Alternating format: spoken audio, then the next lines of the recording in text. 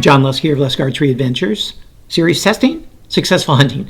I've got a new head to test today. I'm really excited about it. It's a new one by Sevr. A while back, you might have seen, I hope you saw, I tested the new Sevr Hybrid 1.5 or 1.5 Hybrid. When that first came out, of course, my first question was, are you going to come out with a 1.75 hybrid or a 2.0 hybrid? Well, they have. And so today I'm going to be testing the new Sevr 1.75 hybrid. Really cool looking broadhead. Gives you a nice big cut with a lot of the same just great features that Sevrs have become known for. So I'm going to be putting this head to the test using my protocol for 2025. And for a detailed description of that, please check out the video that I posted earlier this year called 2025 Broadhead Test Process.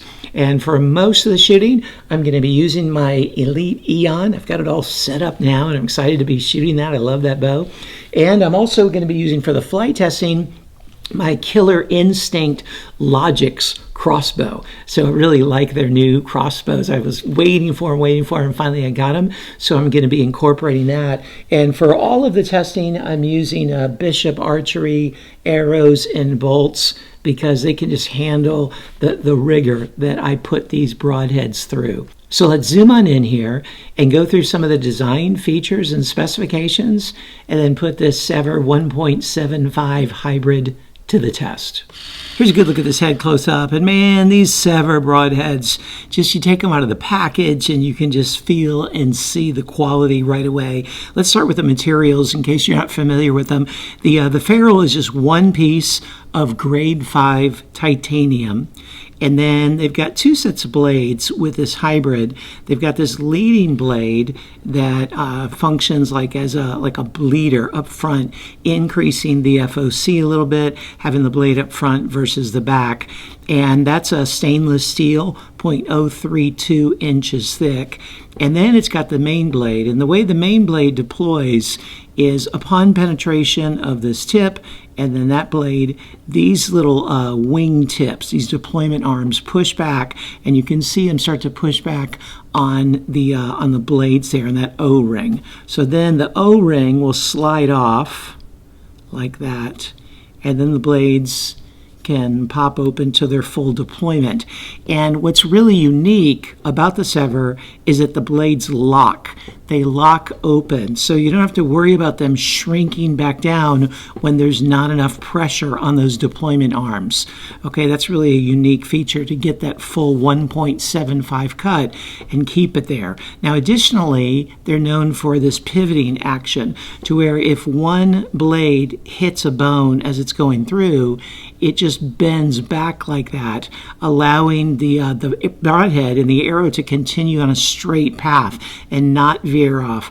I've had broadheads veer off like that, especially two blades veer off inside of an animal, and man, it can be really bad when you have a great shot, but it veers off course. So that allows that to happen, and then when that happens, this other blade sticks out farther. So you're not losing the whole cut. Okay, you're losing this blade in a sense for that moment, but then this one increases a little bit longer than its natural cutting diameter right there when it sticks straight out.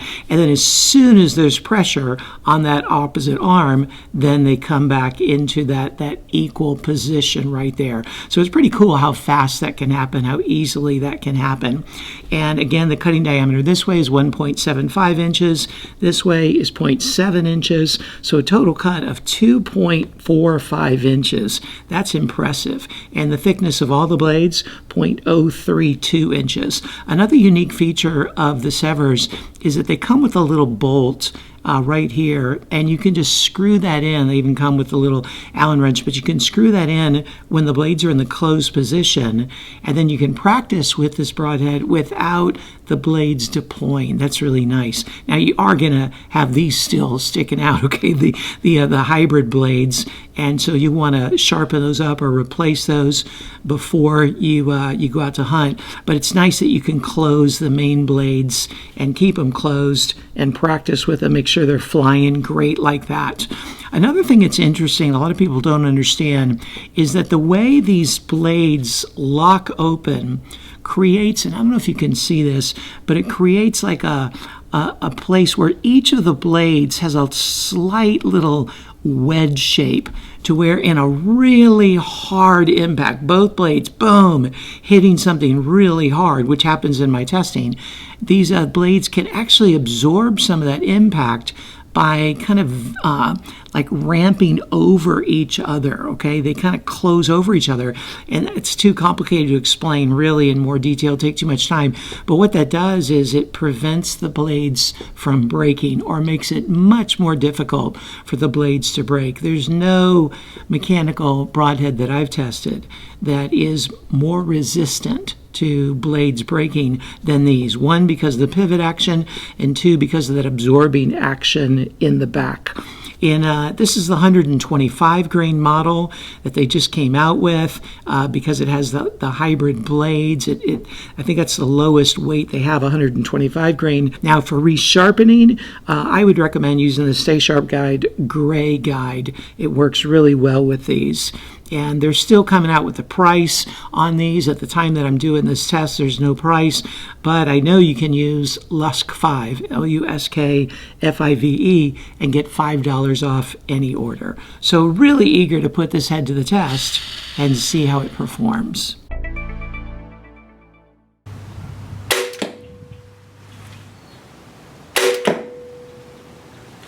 The Sevr 1.75 drilled the bullseye. It took 171 grams of force to cut through the wire, which is a 10 on a 10-point scale, plus a bonus for being under the threshold of 200. It penetrated 8.5 inches. And here's the entrance hole. It reached its full maximum diameter upon impact. It took an additional 15 grams of force to cut through the wire, which is a 9.7 on a 10-point scale. Plus, it'll get a bonus for both the sharpness and the edge retention being under the threshold of 200. It penetrated through 49 layers, which is a 7 on a 10-point scale, but it's actually quite good for that much of a cutting surface.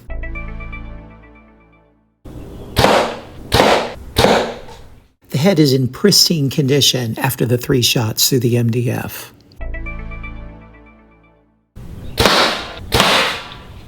And here it is after the 2 shots through the steel plate. It's in almost perfect condition. I had to dock it just a little bit because there's the tiniest bit of edge chatter on the bottom blade there that you can see. And then you see the holes here. It made nice holes in the steel plate.